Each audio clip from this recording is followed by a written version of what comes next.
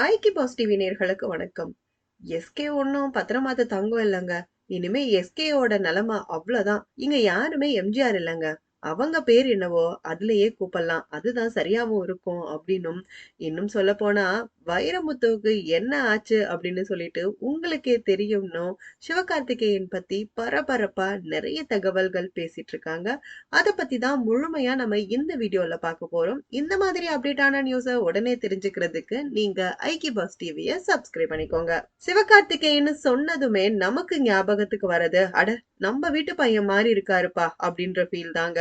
ஆனா எப்போ டி இமான் அவர்களோட பிரச்சனை வந்துச்சோ அப்போல இருந்து ஃபேமிலி ஆடியன்ஸ் மொத்தமா சிவகார்த்திகேயன் அவர்களை ஒதுக்கிட்டாங்கன்னே சொல்றாங்க. இன்னும் சொல்ல போனா இங்க யாருமே எம்ஜிஆர் இல்லைங்க. எஸ்கேவ பேர் சொல்லியே கூப்பிடலாம். இனிமே யாரும் அவரை நம்புறதா இல்ல. இனிமே அவரோட படம் எப்படி அப்படின்னு சொல்லிட்டு ஒரு கேள்விக்குறியாதாங்க இருக்கு. பொங்கலுக்கு அயலான் படம் ரிலீஸ் பண்றதா ஒரு நியூஸ் வந்திருக்கு. ஆனா ரிலீஸ் ஆகுமா அப்படின்றது தெரியலங்க. ஏஆர் ரஹ்மானுக்கு இது சுத்தமா பிடிக்கல. வைரமுத்துவோட இஷ்யூ வந்ததுக்கு அப்புறமாவே அவர் கூட ஒர்க் பண்றதையே ஸ்டாப் பண்ணிட்டாரு ஏஆர் ரஹ்மான்.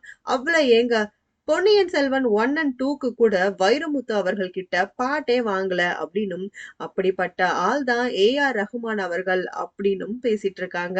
அப்படி இருக்கிறப்போ எப்படி அயலான் படத்தை முடிப்பாரு அப்படின்னு சொல்றாங்க. சிவகார்த்திகேயன் இதுக்கு முன்னாடி பத்திரமாத்து தங்கம்னு சொல்லிட்டு இருந்தவங்க எல்லாருமே இப்ப அப்படியே ஆப்போசிட்டா மாறிட்டாங்க. இனிமே அவரோட படத்துக்கு ஃபேமிலி ஆடியன்ஸ் வருவாங்களா அப்படின்றது ஒரு கேள்விக்குறிதான் சொல்றாங்க.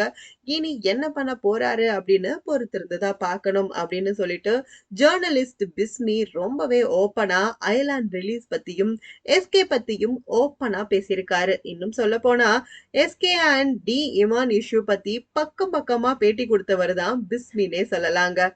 இத பத்தி நீங்க என்ன நினைக்கிறீங்க அப்படின்னு சொல்லிட்டு உங்களோட கருத்தையும் பதிவு பண்ணுங்க. இந்த மாதிரி அப்டேட்டான நியூஸ், சுவாரஸ்யமான விஷயங்களை எல்லாம் தெரிஞ்சுக்கிறதுக்கு ஐக்கி பாஸ் டிவியை சப்ஸ்கிரைப் பண்ணிக்கோங்க.